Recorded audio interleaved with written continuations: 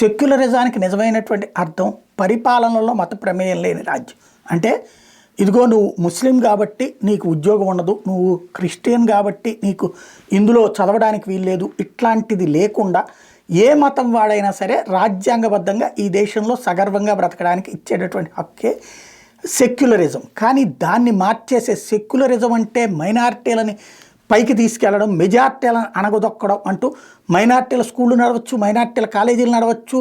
అదే సమయంలో మెజార్టీలకు సంబంధించి కనీసం భగవద్గీత కూడా స్కూల్లో చెప్పడానికి వీల్లేదు, కాలేజీలో చెప్పడానికి వీల్లేదు అన్నటువంటి దౌర్భాగ్య పరిస్థితి కదా 77 ఏళ్ళ నుంచి నడుస్తూ వస్తుంటే విరక్తి చెందిన ప్రజల్లో వస్తున్నటువంటి చైతన్యానికి పరాకాష్ట ఢిల్లీ.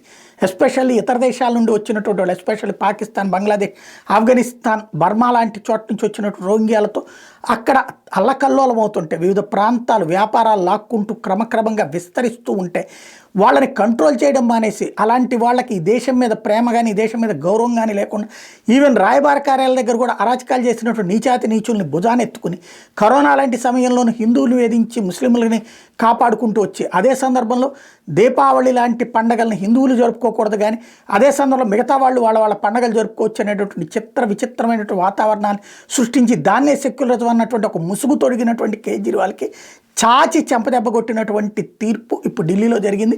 ఇదే తీర్పు దేశవ్యాప్తంగా నమోదైనటువంటి సందర్భంలో మాత్రమే ఇంకొకసారి హిందుత్వాన్ని అవమానించేటటువంటి ధైర్యం ఎవడు చేయకుండా ఉంటాడు.